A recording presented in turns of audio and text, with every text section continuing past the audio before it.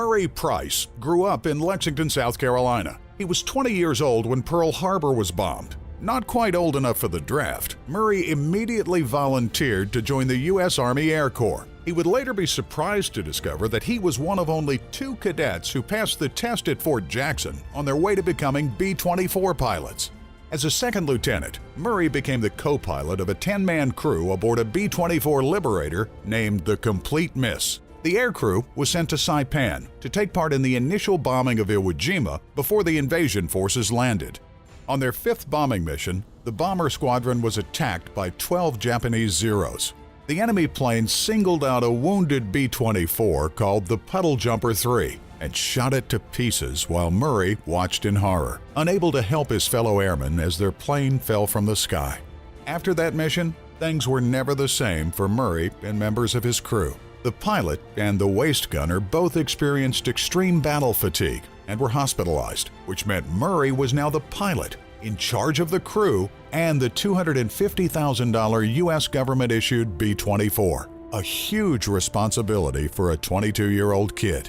Murray relied on his faith in God to cope with the atrocities of war, and with great strength and commitment, he and his crew went on to complete 40 missions and returned home in 1945 to cheering crowds. Murray Price retired from the Army Air Corps as a first lieutenant. He returned home to Lexington, South Carolina, where he began a civilian career as a traveling salesman with Pierce Young and Angel wholesale food distributors. After 39 years, he retired as president of the company. He married the love of his life, Frances Addy, and together they raised 4 children. Murray Price is the recipient of the Distinguished Flying Cross Medal, 7 Air Medals, and 2 Battle Stars. I was a young man, 20 years old.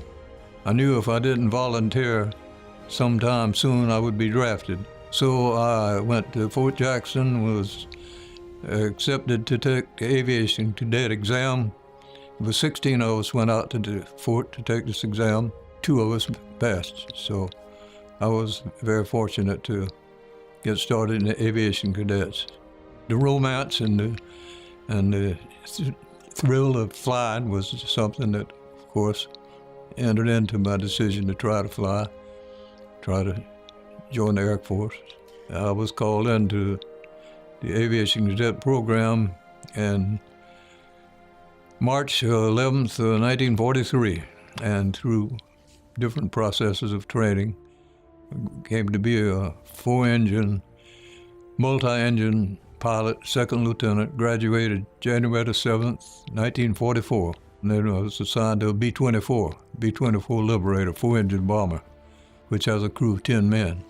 October the 1st, 1944, a date that I'll always have indelibly in my memory, was the first time that we had some real bad enemy action. We had been shot at, we'd been hit the plane a little bit before, but on this 5th mission, some of our buddies flying off our right wing, with 12 B-24s going into Iwo Jima, met by 12 Jap Zeros coming in, and as they made their first pass, they did some damage to the plane on my right wing, and they went back, and then all of them zeroed in on him and shot him down.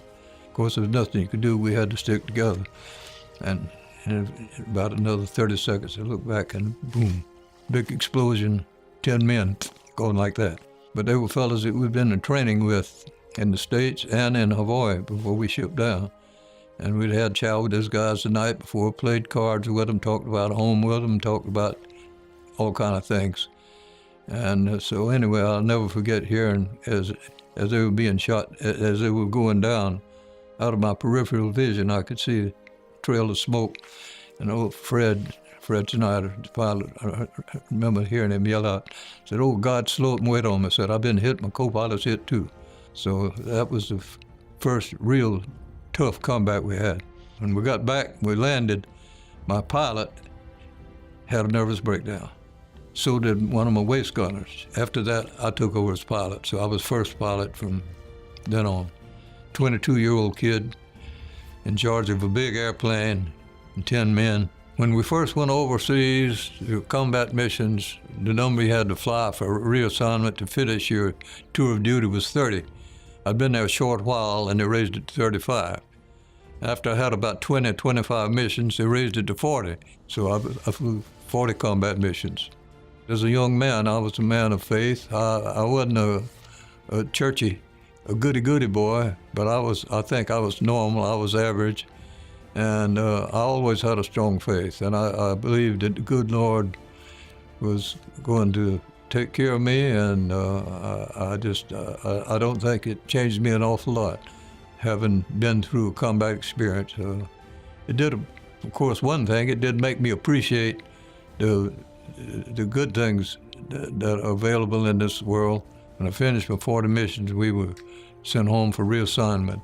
I'll never forget pulling under the Golden Gate Bridge, and there were people standing on the bridge waving flags and white handkerchiefs. We were getting a hero's welcome coming home, you know. And then, of course, I remember, too, the guys that got shot down, the guys that got injured, by some of my buddies that didn't make it. They're the ones that ought to be receiving all this welcome.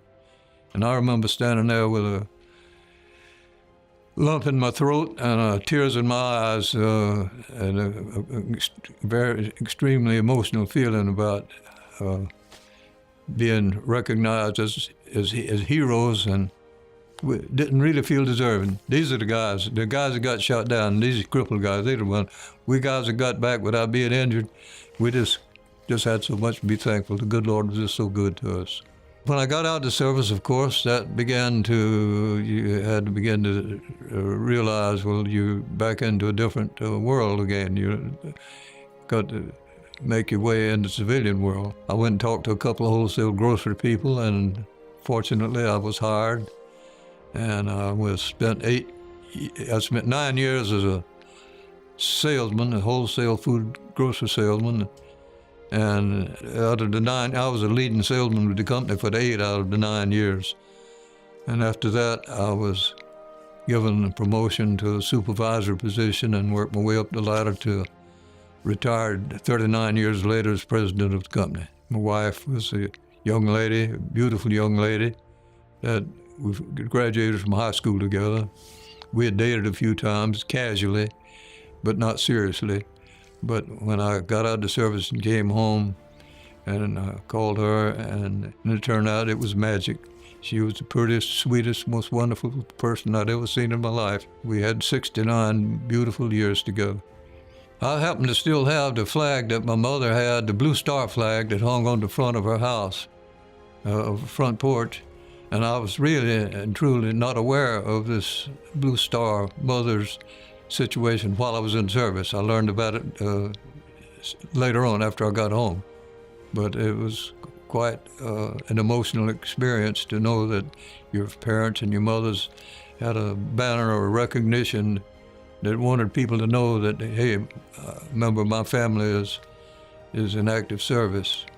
Blue Star flag that I have, I've passed it on to my grandson and my son, and I hope it'll stay in the family and be a memory of the old grandpa. Thank you so much for the great honor you have bestowed upon me this evening. I just can't believe that there are others that deserve it more than I do, but I accept it with a caveat. The caveat being, I accept this honor, but I'm accepting it for others that are more deserving, others, some of my friends and compatriots that are not fortunate enough to be with us tonight.